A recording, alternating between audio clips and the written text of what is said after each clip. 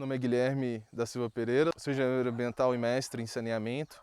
Atuo com compostagem desde o ano de 2016 para 2017. O projeto Compostar surgiu mais ou menos nesse período também, de 2017.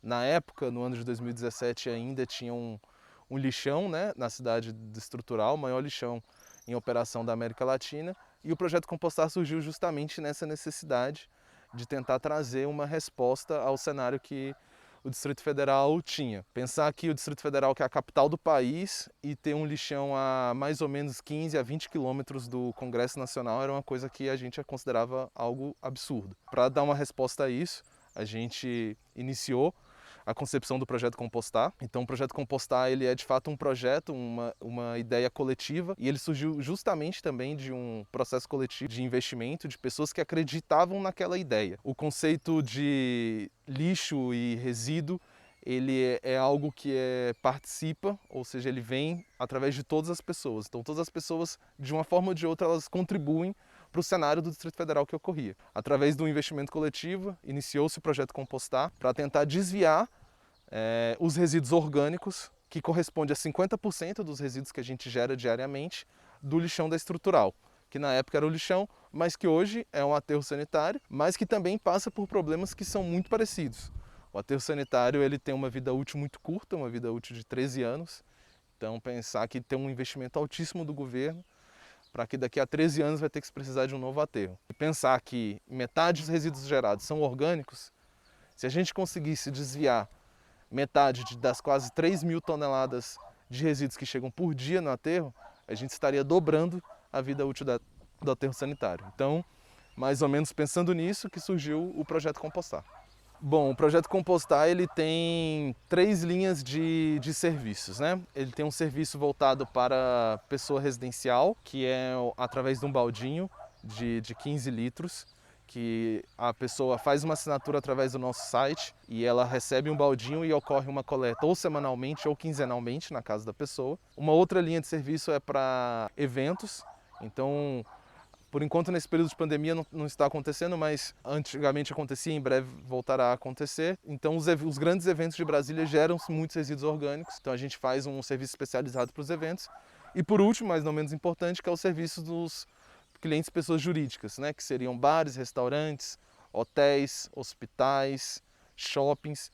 Todos esses espaços, esses estabelecimentos, eles geram muitos resíduos orgânicos e a gente também propõe um serviço especializado para eles. O destino dos resíduos orgânicos é aqui no nosso pátio de compostagem. 100% dos resíduos orgânicos que nós coletamos, eles chegam aqui. E os resíduos orgânicos eles passam por um processo de tratamento ou valorização para poder se transformar no adubo orgânico. Esse resíduo orgânico que antes era tratado como um lixo, ele vai ser tratado agora de uma outra esfera como um insumo para a produção de alimentos orgânicos. A nossa ideia é fechar o ciclo do carbono, de forma que aquele alimento que a pessoa foi no mercado, na feira e comprou aquele alimento, de alguma forma ele vai voltar a se tornar alimento através do processo da compostagem. Diariamente, nós desviamos em média 3,5 toneladas de resíduos orgânicos. Essas 3,5 toneladas são revertidas em parte em adubo orgânico, em parte em biofertilizante,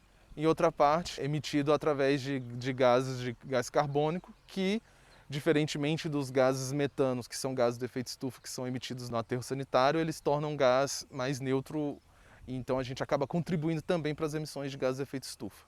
Uma coisa que é muito importante no nosso serviço, na verdade, é o processo de conscientização e educação. Não tem como a gente conseguir realizar um bom trabalho sem que haja um empenho do usuário, um empenho da pessoa que está na sua casa, do funcionário, do colaborador que está no restaurante. Então, o nosso primeiro passo, assim que a pessoa se mostra interessada no nosso serviço, é esse processo de educá-la, de conscientizá-la, de mostrar que ela tem um papel muito importante, que é esse papel de fazer a coisa correta, vamos dizer assim.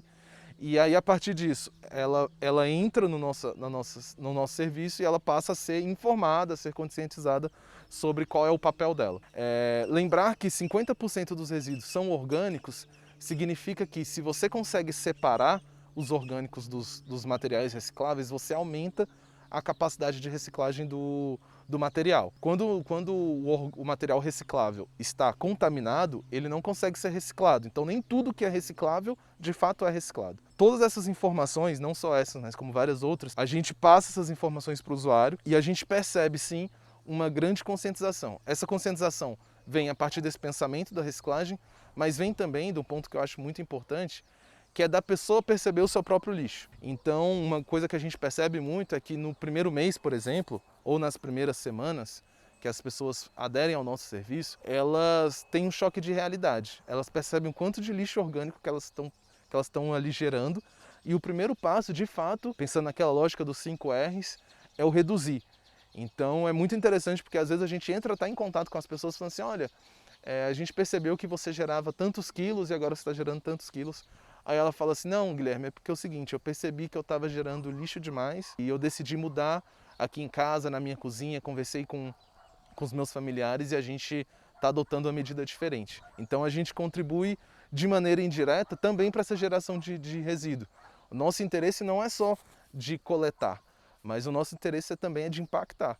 E isso para a gente assim, é um dos impactos, das ações mais impactantes que a gente tem. A gente conseguir trazer para a pessoa essa reflexão de que ela gera muito resíduo e que ela pode, com simples ações, como por exemplo, mudar a sua forma de seus hábitos alimentares ou o seu método de consumo, né, na hora das compras, o impacto que ela consegue gerar no final do mês, o impacto que ela consegue gerar no ambiente.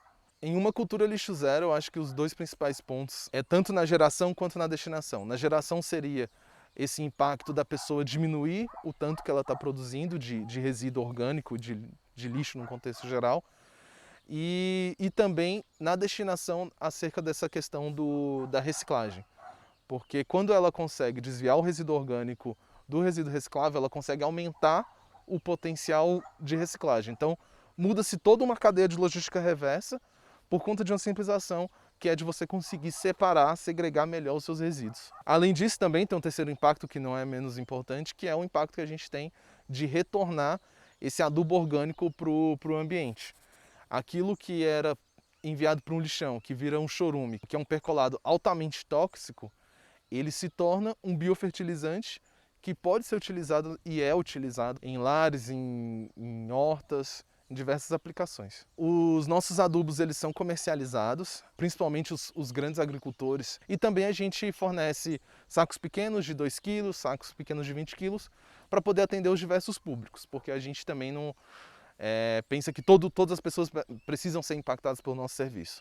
Então a pessoa que tem um manjericão na cozinha de casa, ela também precisa conhecer o nosso projeto, precisa ser impactada pelo nosso projeto. Então a gente tem 3 linhas de comercialização: a granel, saco de 20 kg e saco de 2 kg. O nosso processo de compostagem funciona assim: os resíduos orgânicos chegam através dos contentores de 50 litros e esses contentores, o primeiro processo é o de descarregamento. Então a gente descarrega todos os resíduos orgânicos dos contentores, misturamos com a poda. Essa poda é proveniente das podas dos diversos lugares de Brasília, dos diversos jardins e áreas verdes daqui de Brasília. Então a gente mistura com essa poda um material que já vem triturado. Aí essa poda é misturada com os resíduos orgânicos e esse material ele é enleirado. A leira é como se fosse uma espécie de pilha, ela é piramidal para que o oxigênio possa entrar e ter um contato com as bactérias, porque o nosso processo de compostagem é um processo termofílico. Existem 2 tipos de compostagem, que é a compostagem verme, com minhoca, e a compostagem termofílica. A gente utiliza a termofílica porque ela recebe todos os tipos de alimentos orgânicos, desde carne, alimentos cozidos, leites, derivados do leite, entre vários outros. E depois de um processo de 4 a 6 meses, esse material que está enleirado, ele pode ser peneirado e se transformar num adubo orgânico. Durante esse processo, a gente tem um processo também, uma etapa de trituração, para diminuir o tamanho dos materiais e aumentar a eficiência da compostagem. E após esse processo de peneiramento, que é ao final dos 4 a 6 meses, a gente consegue ter um adubo rico em nutrientes, macro e micronutrientes. Bom, eu pessoalmente, embora seja muito trabalhoso diariamente mexer com isso, eu me sinto assim, é um trabalho bem gratificante, porque de certo modo eu consigo enxergar o impacto que eu estou trazendo. E eu consigo perceber também as mudanças das pessoas no seu dia a dia. Como eu consigo perceber isso?